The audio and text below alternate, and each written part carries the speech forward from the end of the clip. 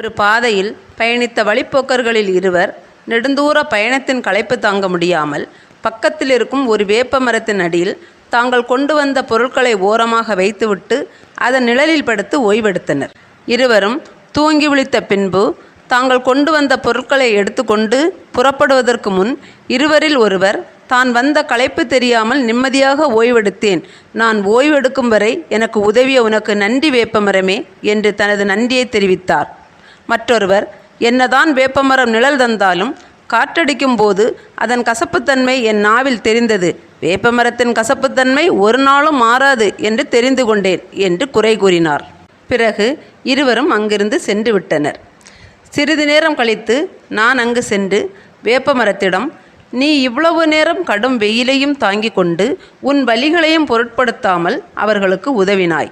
அவர்கள் ஓய்வு எடுப்பதற்காக நீ எத்தனை வலிகளை தாங்கிக் கொண்டாய் என்று எனக்கு தெரியும். இருவரும் ஒரே இடத்தில்தான் ஓய்வெடுத்தனர். அதில் ஒருவர் உனக்கு நன்றியை தெரிவித்தார், மற்றொருவர் நீ செய்த நன்றியை மறந்து குறை கூறுகிறார். ஆனால் நீ எதற்கும் பதிலளிக்காமல் ஏன் அமைதியாக நிற்கிறாய் என்று கேட்டேன். அதற்கு வேப்பமரம் கூறியது, நான் செய்ததில் நன்மை கிடைத்ததால் நன்றியை தெரிவித்தார். நல்லவர் என்பதற்கு அவர் சாட்சி. நாம் எவ்வளவுதான் நன்மை செய்தாலும் குறை கண்டுபிடிப்பவர்கள் இருக்கத்தான் செய்வார்கள் என்பதற்கு மற்றொருவர் சாட்சி.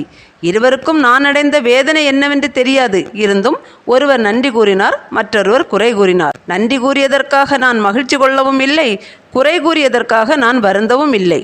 ஆனால் நான் எவ்வளவு வலிகளையும் வேதனைகளையும் தாங்கி கொண்டு அவர்களுக்கு நன்மை செய்தேன் என்று என்னை படைத்த தாய்க்கே தெரியும். அவர்கள் மட்டும்தான் நாம் செய்யும் ஒவ்வொரு செயலையும் உன்னிப்பாக கவனித்து கொண்டிருப்பார். இவர்கள் பேசியதற்கு பதில் கூறாமல் இருந்தால் அந்த இடத்தில் நமக்காக பேசுவதற்காக ஒருவர் வருவார். அவர்தான் என்னை படைத்த தாய் ஆதிபராசக்தி.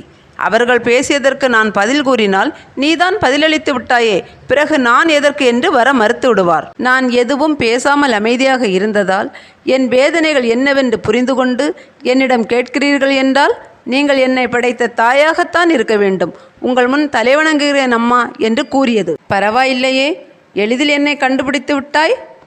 தொடர்ந்து உன் பணிகளை செய்து கொண்டிரு, நான் பார்த்து கொள்கிறேன் என்று ஆசீர்வதித்துவிட்டு அங்கிருந்து வந்தேன். என் அன்பு செல்வங்களே, நீங்கள் ஒருவருக்கு நன்மை செய்வதற்காக எத்தனை வலிகளையும் வேதனைகளையும் தாங்குகிறீர்கள் என்று எல்லாவற்றிற்கும் மேல் ஒரு சக்தி கவனித்து கொண்டிருக்கிறது என்பதை தெரிந்து கொள்ளுங்கள். கால நேரம் பார்த்து உங்களுக்காக பேச வருவார்கள் என்று உணர்ந்து கொள்ளுங்கள். அந்த சக்தி மட்டுமே உங்களை யாருக்காகவும் எப்போதும் விட்டு கொடுக்க மாட்டார்கள் என்று புரிந்து கொள்ளுங்கள். உங்களை குறை கூறியவர்களாக இருந்தாலும் உங்களுக்கு கெடுதல் செய்தவர்களானாலும் அவர்களால் எந்த விதத்தில் பாதிக்கப்பட்டிருந்தாலும் உங்களை உயர்ந்த நிலையில் கொண்டு வந்த பிறகுதான் அவர்களுக்கு பதிலை அளிப்பேன். உங்களை யாருக்காகவும் எப்போதும் விட்டு கொடுக்க மாட்டேன். என்னை நம்புங்கள் என் செல்வங்களே.